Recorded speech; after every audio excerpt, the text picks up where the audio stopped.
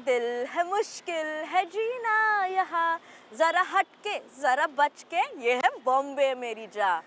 मुंबई का है शहर जहाँ पे हम मुंबई की छोटी छोटी बातें आपको बताएंगे।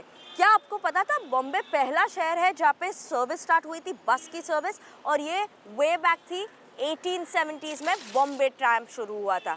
उसके अलावा अपने पास सबसे बड़ा स्टॉक एक्सचेंज भी है, बॉम्बे स्टॉक एक्सचेंज, और अब वो ओवरऑल वर्ल्ड में मार्केट कैप के हिसाब से चौथे नंबर पे होता है।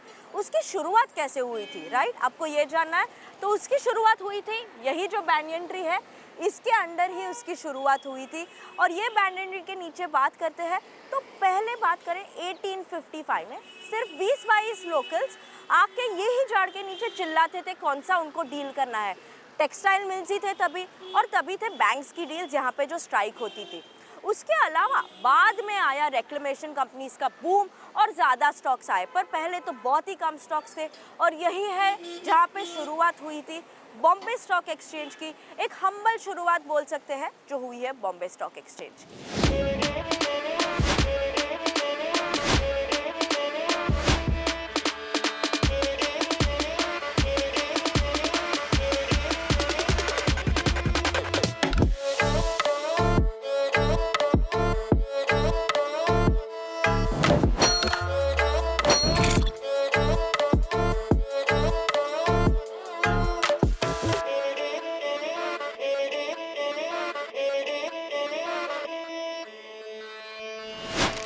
एंड वो banyan ट्री के अंडर से जो हम्बल बिगिनिंग हुई थी, अब यहाँ पे जो 25 माले का BSE बिल्डिंग बन चुका है, स्थापना हो चुकी है स्टॉक मार्केट की। और ये स्टॉक मार्केट बढ़ते ही जा रहा है, ग्लोबल इक्विटी लेवल पे भी बढ़ते जा रहा है। और जैसे मैंने बताया चौथे लेवल पे बन चुका है मार्केट कैप वाइज अपना इंडियन इक्विटी मार्केट। तो इक्विटी मार्केट्स की बात करने के बारे में आ रहे हैं आज हमारे साथ और ज्वाइन कर रहे हैं ET now on the go के मुंबई एडिशन में mister Deepan Mehta, director at Elixir. Thank you so much sir कि आप हमारे साथ जुड़े ईटी नाउ में। और स्टॉक मार्केट 25 माले का बिल्डिंग, पहले मैं बताऊँ BSE, वो वर्ड बोलूँ तो आपके मन में क्या आता है सर? फर्स्ट ऑफ ऑल विनी, बहुत बहुत धन्यवाद आपके शो पर इनवाइट करने के लिए। बहुत ही अच्छा कॉन्सेप्ट है ये, that we are talking about such historical place और यहाँ से अपनी जर्नी चालू कर रहे हैं। तो मैं फर्स्ट मेमोरीज़ की ये, मैं जब भी आया दलाल स्ट्रीट में तभी ये बिल्डिंग बन रहा था, द बिग वन। हाँ, सो फ्रॉम देयर यही जगह पे जुना दलाल स्ट्रीट का बॉम्बे स्टॉक एक्सचेंज का बिल्डिंग था। It was a old building, hardly about 5-6 floors और सो. And from there now we have this magnificent building over here for all the investors and the stockbrokers. और ये जो है is the Dalal Street is the birth of, I would say, capitalism in India and capital markets in India. और इसकी बहुत ही rich history है और बहुत ही fantastic history, और काफ़ी अच्छा progress भी किया है the institution ने या stock brokers ने भी। Absolutely। और सर मैं पढ़ रही थी जब भी history of stock markets India, 20 locals used to stand and trade and shout out trades। आपने जब शुरू किया तब कितने लग रहे थे आपको लोग, कितना, और अभी कितने सारे ब्रोकर्स बन चुके हैं, कितने सारे इन्वेस्टर बन चुके हैं। यही है growth, right, the stock market की। अब देखें तो वहाँ पे आपकी क्या जर्नी थी? देखिए, it was a very small close club कहते थे।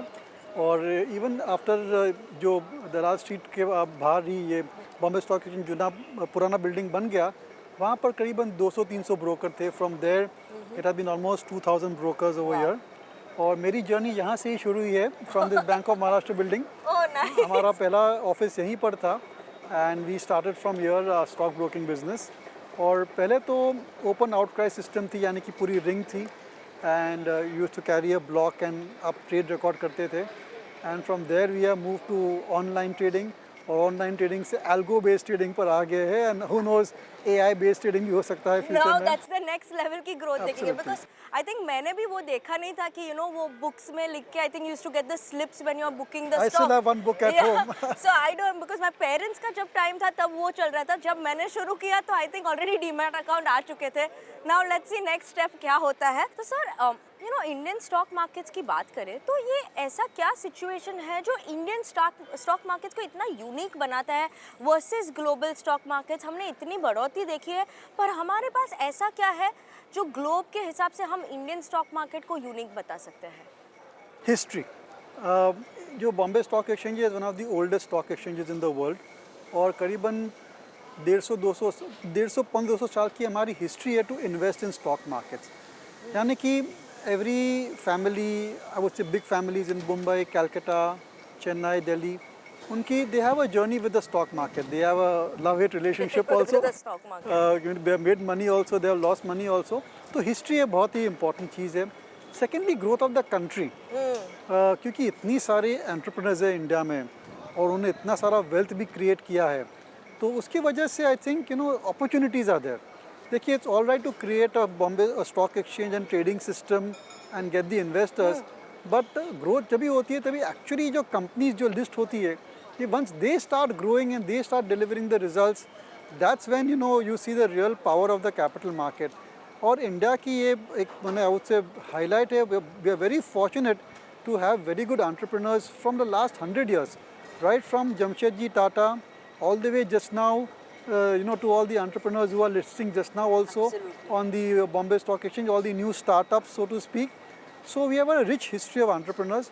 उन्होंने बहुत सारा वेल्थ क्रिएट किया है और ये वेल्थ उन्होंने शेयर भी किया है पब्लिक के साथ में। तो ये I think is the unique factor of India, that history भी है और बहुत सारे एंटरप्रेन्योर्स है, उनकी इच्छा है कि हम लिस्ट करें। गवर्नमेंट की पॉलिसीज ऑल्सो फेवर लिस्टिंग।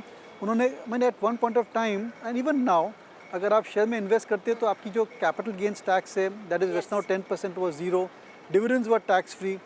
सो बहुत सारे टैक्स इंसेंटिव्स भी है which make a differentiate factor. Absolutely. So there's one more point which I was reading और जो मैंने पढ़ा अभी कि फाइनेंशियल मार्केट्स की बात करें, फाइनेंशियल मार्केट इकोनॉमी, उसकी मार्केट कैप अभी अपनी जो रियल इकोनॉमी है उससे बढ़ के है। ये सिचुएशन कैसे आती है and why is that so कि financial market is larger than our economic market? विनी, तेजी का बाजार है। तेजी तो ये तो होने वाला ही है, that in markets like this, क्योंकि मार्केट कैपिटलाइजेशन इतना बढ़ जाता है तो उसकी वजह से we find that the financial market capitalisation is higher than the GDP और बहुत सारे नए लिस्टिंग्स भी आए हैं। So this is a natural process. अगर आप यूएस में जाएंगे तो it's almost 170% of the GDP, हम लोग का शायद यहाँ पर 120% के आसपास है। तो it's not bad, I think we are in that journey और ये ऐसा कोई खास वार्निंग मार्कर है नहीं मेरे ख्याल से। So I think it is perfectly fine. और ये जो फाइनेंशियलाइजेशन ऑफ सेविंग्स हम देख रहे हैं, that in the long term it is very positive for the country, क्योंकि कॉस्ट ऑफ कैपिटल इसमें लो रहती है and it encourages more and more people to become entrepreneurs and create more wealth for the country. Absolutely. So when I was reading one data point, obviously SIP numbers, उससे पता चलता है कि कितने लोग going for systematic investment plans सही तरीके से इन्वेस्ट कर रहे हैं। उसके अलावा डीमैट की बात करें, उसके अकाउंट्स भी देखें तो लास्ट 10 साल में ऑलमोस्ट 7 गुना बढ़ चुका है। तो ये जो स्टोरी है, क्या आपको फाइनेंशियल इन्वेस्टमेंट्स की स्टोरी आगे जाते हुए कैसे दिख रही है? क्या जो इन्वेस्टर्स है वो सही तरीके से आपको लग रहा है कि इन्वेस्ट कर रहे हैं? क्योंकि एफएनओबी में काफ़ी एक्साइटमेंट बढ़ चुकी है, तो ये सही तरह की इन्वेस्टमेंट क्या आपको आगे जाते हुए दिख रही है? एब्सोल्युटली विनी, अभी आज भी देखेंगे तो number of demat accounts, active trading accounts, they are still a small percentage of the total population. और यहाँ पर भी we are seeing a tremendous wealth effect in India और हमारा जो पर कैपिटा इनकम है वो भी धीरे धीरे बढ़ रहा है। So you will have more and more people coming into savings zone, जिसकी वजह से they will need financial products. So I think बहुत ही ब्राइट फ्यूचर है on the financial market side. और जो SIP है वो 3 to 5 years they can easily double from these levels. Number of trading accounts also can double in 2 to 3 years or so. So I think we are in for great times. But as a country we should be careful कि जो हमारी systems है they should be very strong और ऐसा कोई खास setback नहीं आना चाहिए in terms of the economy or political turmoil or any recession. I think so long as we take care of the macro factors, then I think this market will just take care of itself and investors will keep getting attracted to the stock market. Sir when you talk stock market की बात करते हैं तो पहले जब आते थे stock market में, जब लिस्टिंग्स होती थी वो मेनली कैपिटल के लिए होती थी, right, to get capital when the Tatas and everyone came in, तो वो कैपिटल के लिए था। अब देखें तो जैसे आप बोल रहे थे नए स्टार्टअप्स की कितने सारे लिस्ट हो रहे हैं, पर वो एक स्केल पे आ रहे हैं, बड़े होके आ रहे हैं। तो क्या one they are coming at that high scale, कुछ फैक्टर्स इन्वॉल्व होते हैं in terms of dullingness of the importance of the market, stock markets? Do you think that is a factor? Yes, I think retail investors के लिए ये एक negative factor है, क्योंकि जब मैं मार्केट में आया था then we were always getting IPOs at 10 rupees, Yeah. और नई नई कंपनियां, new projects were getting listed. Now what is happening कि बिजनेस आपने सेट कर लिया, आपने प्राइवेट इक्विटी को इनवाइट कर लिया, प्राइवेट इक्विटी ने जो मैक्सिमम क्रीम है वो उनको ही मिल जाता है, Yeah. और फिर बिजनेस मैच्योर होता है, उसके बाद आप लिस्ट कर रहे हैं. So yes, the failure of the company is much less, क्योंकि यहाँ पर आप देखेंगे BSE में कम से कम एक ज़माने में 5-4 कंपनी लिस्टेड थी, but active companies are only 500-600, may be 1000 और so. So yes, definitely I would say the failure rate has come down significantly. और जो मलाई मिलती थी on a new listing and the company doing really well after that, वो शायद अभी नहीं मिल रही. That is going to all the private equity investors. और दूसरी बात बताइए आपने कैपिटल की, तो now companies are getting listed not just for raising capital but providing exit to private equity players also. या दैट्स द मेन फैक्टर जो चल रहा है. इसकी वजह से मलाई कम मिल रही है. पर आप जब जज करते हो, आपको 3 डेकेड्स का एक्सपीरियंस है, उससे ज़्यादा का एक्सपीरियंस है स्टॉक मार्केट में, आपने काफ़ी सारे बूम और बस्ट देखे हैं, तो आप कैसे जज करते हो कि कहाँ पे अच्छी मलाई मिलेगी, कहाँ पे कौन सा बिजनेस अच्छा है?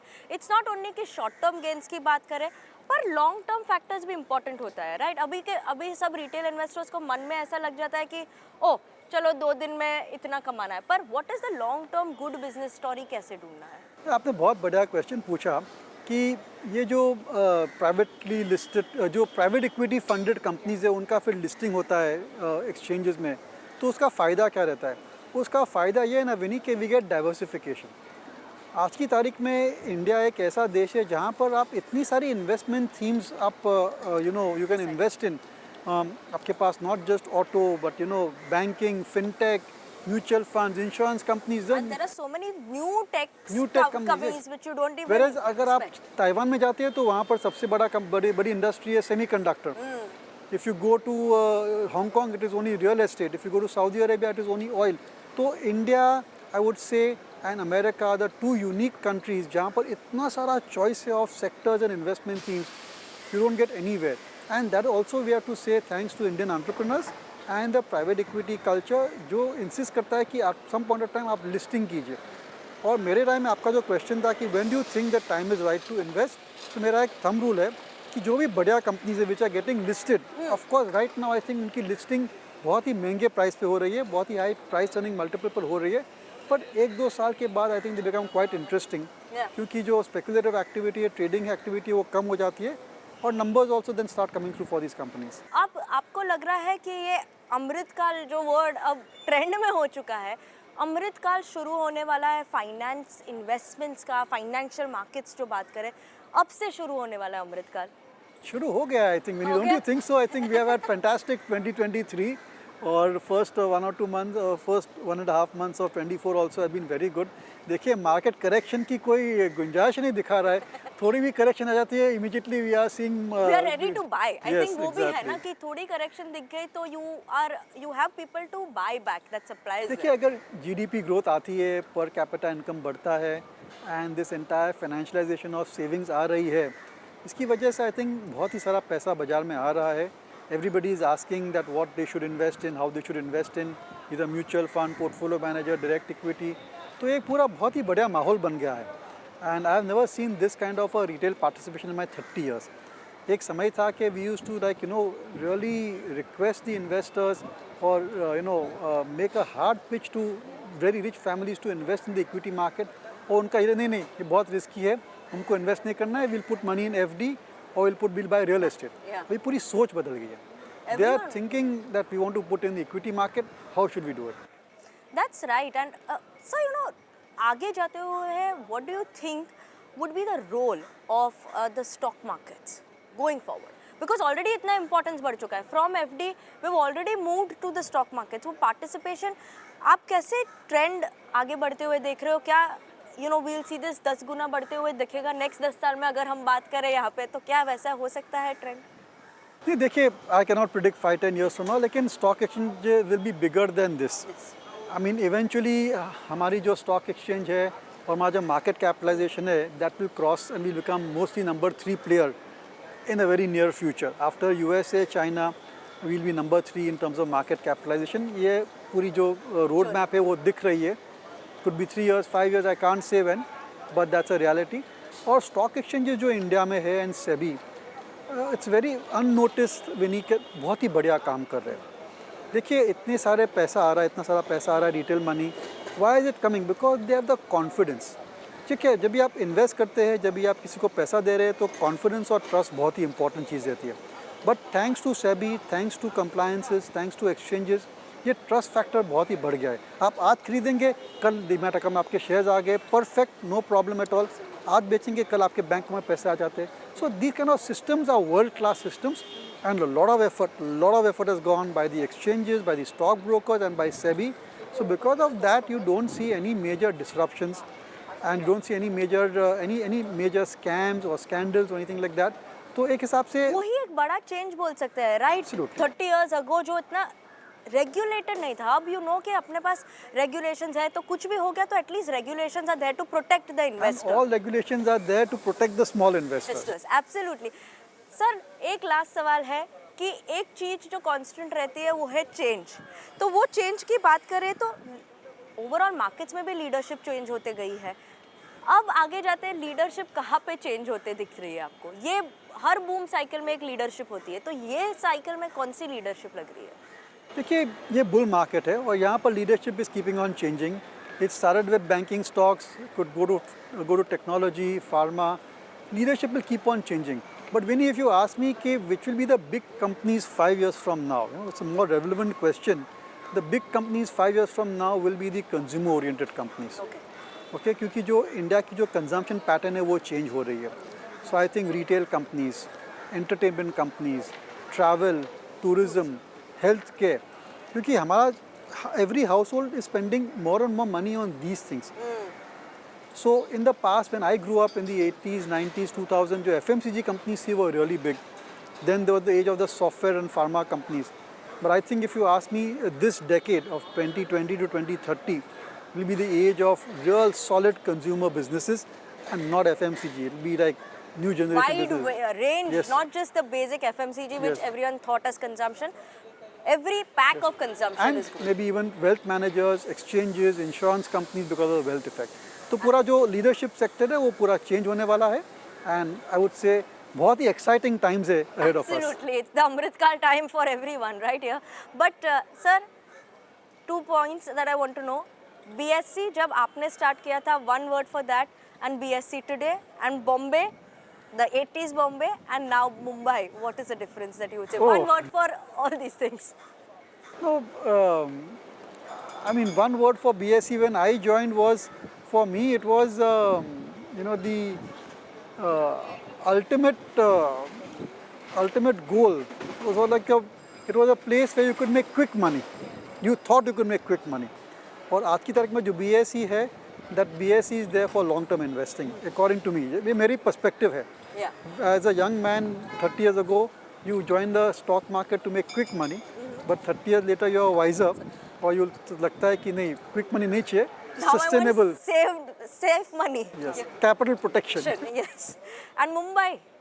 Oh, Mumbai has been fantastic to me and my family, and of course I couldn't have been in a better city than Mumbai, I think. Absolutely. But I mean one word to describe Mumbai which has stayed constant is vibrancy. That's true. And Mumbaikars keep on adopting change, and we keep on making differences to the country and to the world also. I mean, एक unique characteristic है मुंबई की. तो बॉम्बे तो vibrant आपने बोल दिया, vibrancy जो है, कंसिस्टेंसी. तो thank you so much Deepan sir कि आप हमारे साथ जुड़े ये ET now on the go Mumbai edition पे. आपने अपनी जर्नी यहाँ से शुरू की, बीएससी यहाँ पे है. आपकी जर्नी के बारे में जान के, मुंबई की जर्नी के बारे में जान के thank you so much Deepan sir कि आप हमारे साथ जुड़े. बहुत बहुत धन्यवाद for inviting me on your show.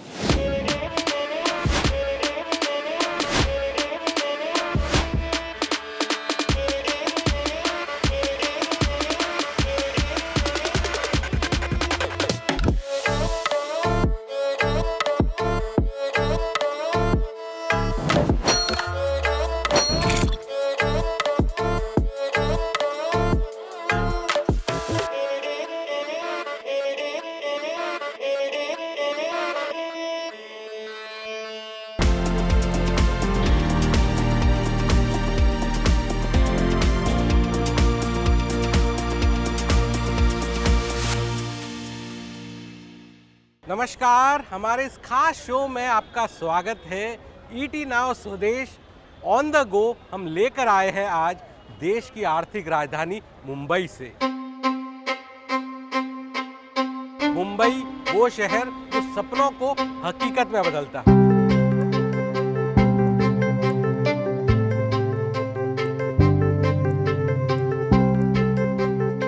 तो आज के हमारे शो में हम मुंबई के जो फेमस फूड आउटलेट्स हैं, जो मुंबई के अंदर आज से नहीं पिछले 50 साल से, कुछ ऐसे आउटलेट्स हैं जो 100 साल से भी ज़्यादा पुराने हैं, लेकिन आज भी वहाँ पर भीड़ पड़ती है। उनका जो जायका है वो अलग है, जो टेस्ट है वो अलग है। तो उन फेमस फूड आउटलेट्स, चुनिंदा फेमस फूड आउटलेट पर जाएंगे और वहाँ के जायके का आनंद उठाएंगे। तो आइए मेरे साथ।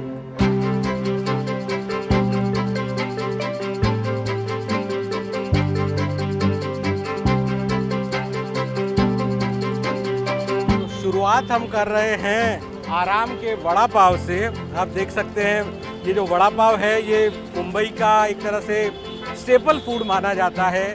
और ये आराम का वड़ा पाव भी जो है, यहाँ पे ये दुकान करीब 85 साल पुरानी आराम के वड़ा पाव की दुकान है। और अभी हमने वड़ा पाव लिया है और यहाँ पर जो भी या तो रेलवे स्टेशन से जो आ रहा है, सड़क के उस पार जो लोग जा रहे हैं, हर कोई यहाँ खड़ा होकर ये वड़ा पाव का आनंद ले रहा है। और एक तरह से ये भी कहा जाता है मुंबई के अंदर कि अगर आप जल्दी में हैं, लंच नहीं कर पाए, तो एक वड़ा पाव जो आपके लिए फिलिंग होता है। और ये वड़ा पाव मिर्ची के साथ दिया और स्वाद इसका मैं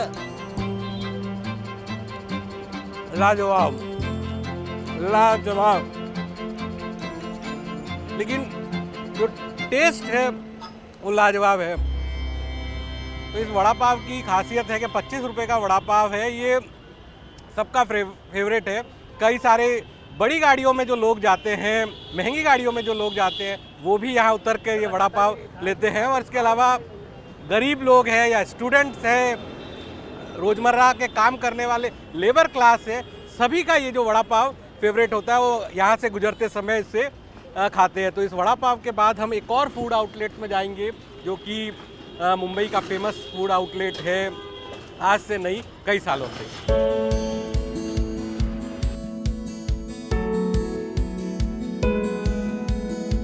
मुंबई के जायके का आनंद लेने के लिए हमारा अगला स्टॉप है पंचम पूड़ी वाला।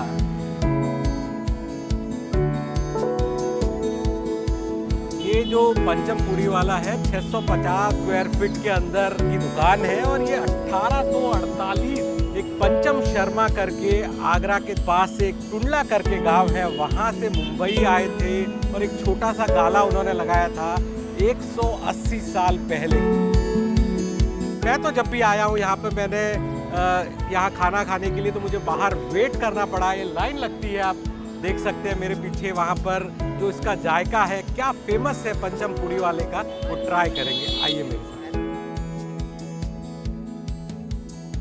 180 साल पुरानी जो ये शॉप है पंचम पूड़ी वाला, मेरे पीछे जो एक लंबी लाइन कतार लगी हुई है, लेकिन मैं खुशनसीब हूँ, लकी हूँ कि मुझे जगह मिल गई और ये पंचम थाली को एंजॉय कर रहा हूँ। और इसमें ये आलू गोभी की सब्जी है, ये छोले की सब्जी है, ये एक खीर है, ये रायता है, फिर ये पनीर की सब्जी है और ये पूड़ी है। इसके साथ साथ दे आर ऑफरिंग मी अ छाछ ऑल्सो। टेस्ट में अगर हम बात करें तो इसका कोई जवाब नहीं है। छोले पूड़ी के साथ ही उत्तम, शानदार। ओवर द इयर्स आप कैसे चेंज हुए? टेस्ट वही सेम है 176 years? Yes sir, it is almost same है। और इनफैक्ट जो हम लोगों को सिखाया गया था वही रेसिपी, वही बनाने का तरीका आज भी वही है जो शुरुआत की गई थी मेरे परदादा। लेकिन सर अगर 150 साल से ज़्यादा का वक्त बीत गया तो क्या कुक वगैरह भी चेंज हुए या रेसिपी? सर कुक तो और स्टाफ तो आपको मालूम है चेंज होता रहता है सर, लेकिन जो हम लोगों का बनाने का तरीका एज यू सेट की रेसिपी वही डाउन द एजेस वही रही है, all the down the generation. जैसे तो ये तो मैं तो पंचम थाली पूरी एंजॉय कर रहा हूँ, मुझे आपकी ये बीटरूट पूरी काफ़ी शानदार लगी है, छोले का भी। तो सबसे ज़्यादा स्पेशलिटी क्या है जो लोग भीड़ लग रही है यहाँ पे, क्या खाने एंजॉय करना है आपसे? सर सबसे ज़्यादा आजकल स्पेशलिटी सर मिक्स पूरी साइड के Okay. 5 फ्लेवर का पूरी जो हम लोगों का फोड़ते हैं, हाँ। हम लोगों का ट्रेडमार्क सिग्नेचर डिश है। 5 पूरी और छोले का भाजी बहुत फेमस है सर एंड बहुत पॉपुलर है, पब्लिक डिमांड करती है वो पाँच सर। एंड इनफैक्ट अभी आप थोड़े दिन पहले आ गए, अदरवाइज कुछ ऑलमोस्ट आफ्टर 1 वीक हम लोग आमरस शुरू करने वाले हैं। आमरस एंड पूरी इट्स अ मेजर हिट, वो लोगों को बहुत पसंद आता है, लोगों को बहुत डिमांड आमरस रहती पूरी। है। 5 पूरी के साथ आमरस, बीटरूट, मसाला पूरी एंड ग्रीन स्पिनच पूरी, सादा पूरी एंड पनीर स्टफ पूरी। पनीर का पूरी 5, ये 5 पूरी जो है वो पंचम पूरी की स्पेशलिटी है, जिसमें ये मसाला पूरी को मैंने ट्राई करा, काफ़ी लाजवाब टेस्ट है। बीटरूट पूरी और मसाला पूरी, सारी जो पूरियाँ हैं इसका टेस्ट जो है काफ़ी उम्दा है।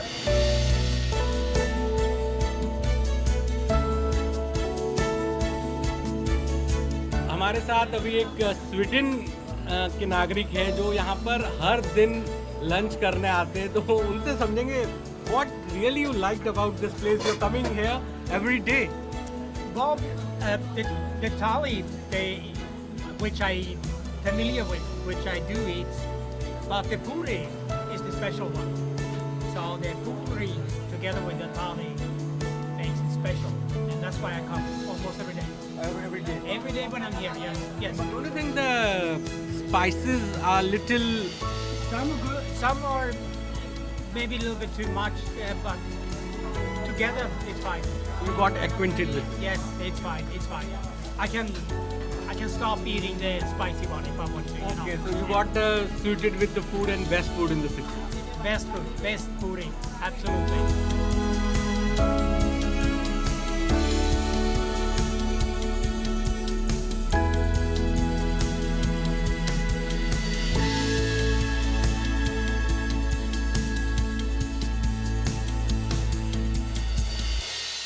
ईडिना स्वदेश ऑन द गो में अब हम आ गए हैं मुंबई के माटुंगा इलाके के फेमस उडुपी रेस्टोरेंट में, कैफे मद्रास। आप देख सकते हैं कैफे मद्रास, और ये करीब 84 साल पुराना फेमस रेस्टोरेंट है। यहाँ पर डोसा, इडली, फिल्टर कॉफ़ी के लिए लोगों का जमावड़ा बना रहता है। आप दिन में कभी भी इस रेस्टोरेंट में आइए, आपको भीड़ यहाँ पर मिलेगी। फिल्टर कॉफ़ी, डोसा, इडली के अलावा और क्या ये रेस्टोरेंट में फेमस है, यहाँ पर हम जाने की कोशिश।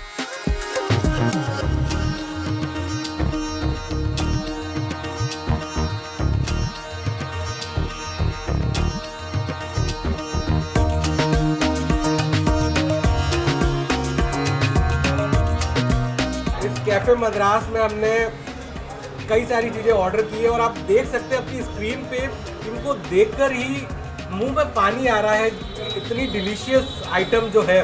और मेरे साथ है देवव्रत कामत जी, जो 3rd जनरेशन एंटरप्रेन्योर है, इस उडुपी रेस्टोरेंट को चला रहे हैं। सर आप बताइए क्या क्या चीज़ें हैं जो आपने हमारे लिए ऑर्डर की है।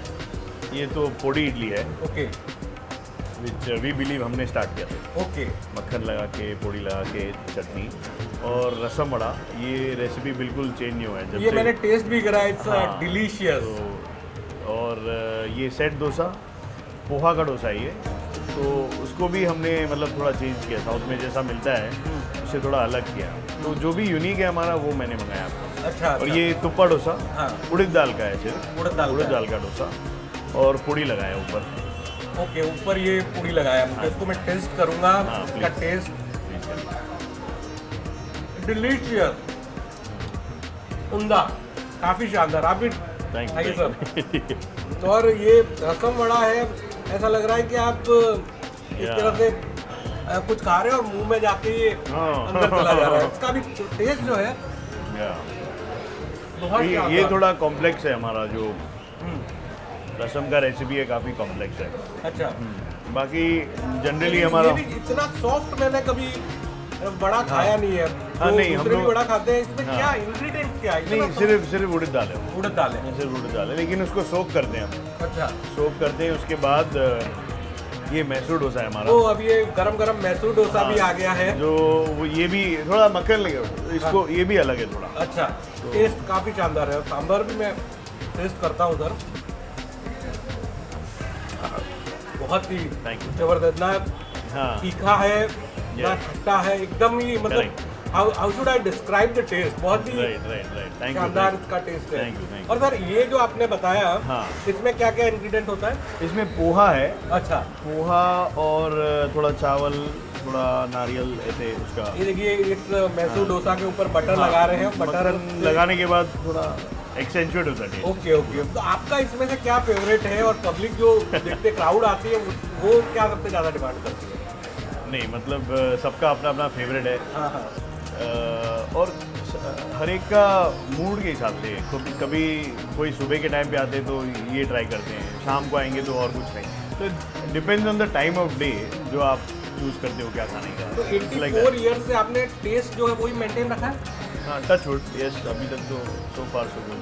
जो भी है आपने ये सारी चीज़ें ऑर्डर की है, अब इसको मैं अच्छे से पूरा एंजॉय करेंगे हाँ। आपके साथ। हमारे कैमरा पर्सन जो है उनकी भी कंपनी इसमें लगेगी, हाँ, और जरूर, नेक्स्ट जरूर। जो फूड आउटलेट है वहाँ पर आपको बताएंगे कि उस जायके की क्या खासियत है।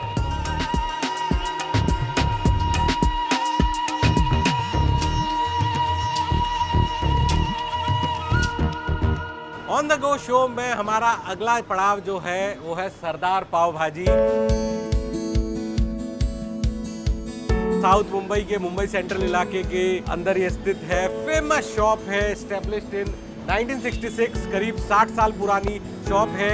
रात को अगर आप यहाँ पर आएंगे तो लंबी कतार आपको दिखेगी। ऑर्डर देने के 15 मिनट बाद, आधे घंटे बाद आपको डिलीवरी होती है। और जो पाव भाजी इतनी फेमस है, माउथ वाटरिंग है, कि जो मुंबई में रहता है वो मस्ट एक बार तो सरदार पाव भाजी के यहाँ पर आके पाव भाजी का उसने लुत्फ उठाया ही होगा। अगर कोई और बाहर से मुंबई घूमने आ रहा है तो उसे भी यहाँ आकर एक बार सरदार पाव भाजी का आनंद जरूर लेना चाहिए। तो आज हम भी चलते हैं और सरदार पाव भाजी का लुत्फ उठाते हैं। आइए मेरे साथ।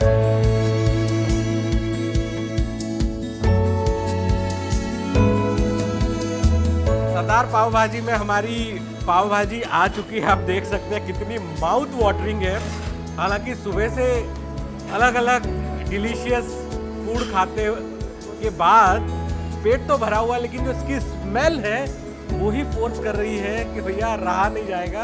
और अब ये पाव भाजी, जो स्मेल इतनी अच्छी है तो टेस्ट कैसा होगा। तो ये पाव, और here we go to taste this.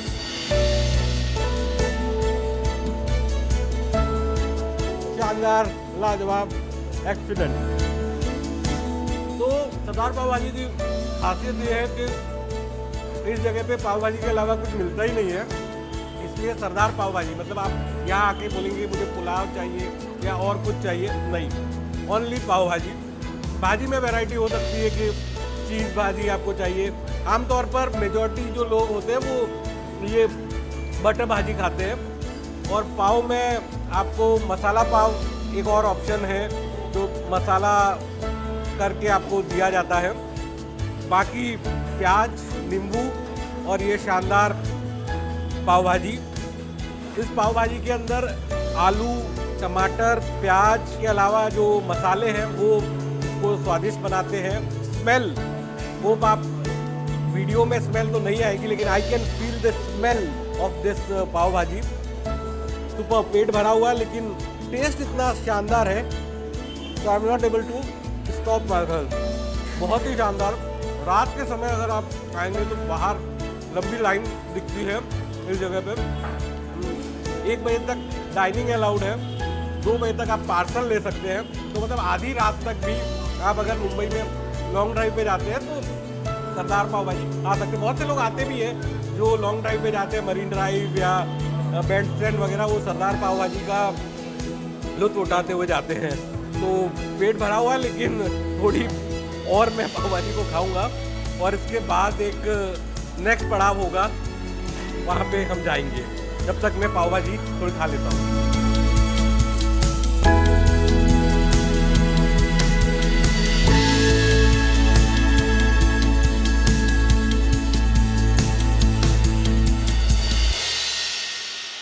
तो हमारा अगला पड़ाव है मुंबई का फेमस कियानी बेकरी। आप जिस तरह से देख सकते हैं, इसका जो बोर्ड लगा हुआ उसके नीचे लिखा हुआ legendary Irani restaurant and baker. करीब 120 साल पुराना ये कियानी बेकरी है।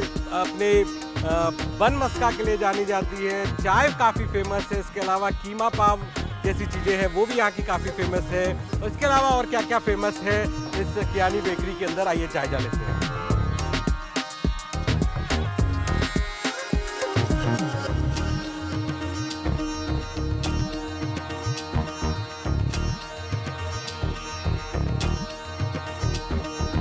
तो अब हम हैं मुंबई की famous Kyani and company, Kyani bakery and restaurant. और ये जो फेमस इस जगह की जो आइटम्स है खाने की, वो आप यहाँ देख सकते हैं। ये धनचक है जो मैसूर दाल की बनी हुई ये दाल है, फिर ये ब्राउन राइस है, ये कीमा है। ये तीन चीज़ तो मैं नहीं खा पाऊँगा क्योंकि बिकॉज आई एम वेजिटेरियन। मेरे लिए ये फेमस यहाँ का बन मस्का है जो कि चाय के साथ मैं एंजॉय करूँगा। साउथ मुंबई की एक काफ़ी फेमस लोकेलिटी है बन मस्का चाय के साथ करने के लिए। आप मेरे पीछे लोग भी देख सकते हैं। ये जो जगह है इस्टेब्लिश हुई थी 1904 में, करीब 120 साल पहले। और हेरिटेज बिल्डिंग में कियानी एंड कंपनी आती है। महाराष्ट्र सरकार ने इसको हेरिटेज प्रॉपर्टी में डाला हुआ है। जो स्टेट का मुंबई की फेमस प्लेसेस का जो टूर है जहाँ पर फॉरेनर्स आते हैं और जो फेमस बेकरी की डिशेस है या फिर खाने की डिशेस है उनका एंजॉय करते हैं।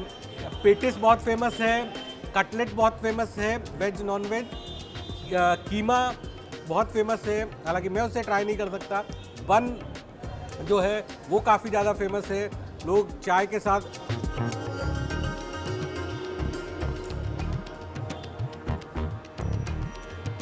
बन मस्का खाने के लिए यहाँ पे आते हैं।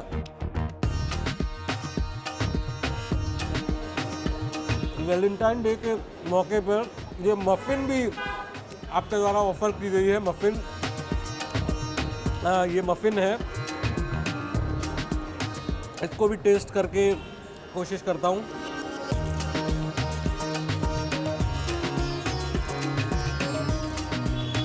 टेस्ट है। और ये डेजर्ट में जो है चेरी कस्टर्ड, आप देख सकते हैं चेरी है और ये कस्टर्ड है। ये भी यहाँ का एक फेमस ऑफरिंग है। इसका टेस्ट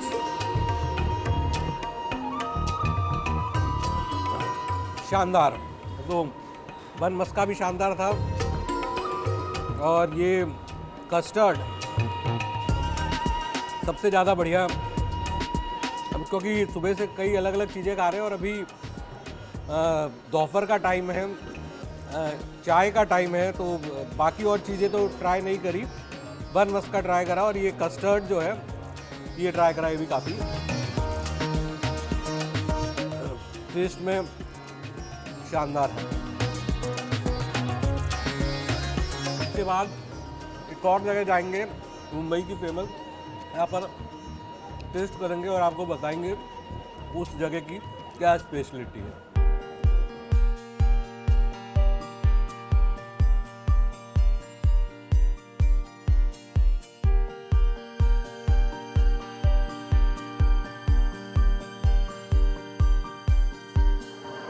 सुबह से डिलीशियस फूड एंजॉय करते करते अब वक्त हो गया है कुछ पीने का।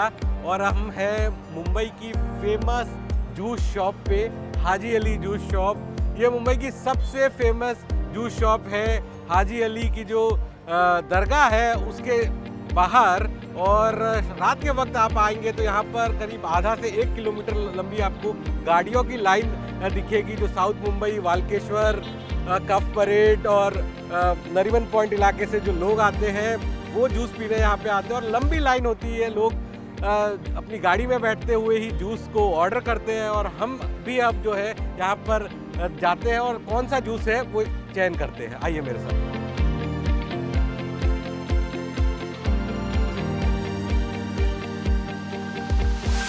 हाजी अली जूस सेंटर का आप मेन्यू कार्ड देखेंगे केवल जूसेस में ही, तो काफ़ी ज़्यादा variety, fruit juices, seasonal juice, milk shake, thick shake, seasonal milk shake, falooda with fresh cream, speciality item, fruit with fresh cream, seasonal fruit with fresh cream. तो हमने जो चीज़ ऑर्डर की है वो है, ये आप देख सकते हैं, बेरी पंच। तो it's a mulberry and strawberry mix का ये जूस है या शेक है? ये जूस है, mulberry and strawberry mix, it's a berry punch. इसके अलावा यहाँ पर आप देख सकते हैं ये सीताफल क्रीम है, ये भी एक काफ़ी फेमस है, लेकिन शुगर काफ़ी ज़्यादा हो जाएगी इसलिए मैं इसको अवॉइड कर रहा हूँ। और ये सीजनल जूस है, इसको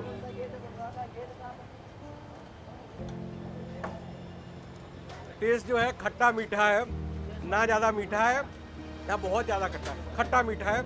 और सुबह का इतना सब कुछ खाने के बाद इस तरह के ही जूस की दरकार थी। तो आज के हमारे इस ऑन द गो शो में हमने डोसा खाया, पूड़ी खाई, पंचम पूड़ी की, इसके बाद हमने वड़ा पाव खाया, इसके बाद पाव भाजी खाई, कई सारी चीज़ें एंजॉय की। और आखिर में ये जो शो के अंत में ये जो जूस है बेरी पंच, स्ट्रॉबेरी और मलबेरी का जूस, इसको एंजॉय कर रहे हैं। आज के दिन में शुरुआत से लेके सुबह से लेके शाम तक अलग अलग चीज़ें जो मुंबई की फेमस है, जो मुंबई के अंदर 50 साल से ज़्यादा, 80 साल से ज़्यादा, एक पंचम पूड़ी तो थी, वो करीब 250 साल पुरानी शॉप है और फेमस शॉप है। ये जो हाजी अली जूस शॉप है, ये भी 51 साल पुरानी शॉप है और लंबी लाइन यहाँ पे लगती है शाम को। तो हमारे शो में फ़िलहाल इतना ही, ऑन द गो शो में। और ये जो सारे विजुअल्स आपने देखे, इसके पीछे कमाल था हमारे वीडियो जर्नलिस्ट राहुल का। राहुल ने इसके पूरा शूट किया है। और आज के स्पेशल शो में फ़िलहाल इतना ही। बाकी खबरों के लिए आप देखते रहिए ET Now स्वदेश।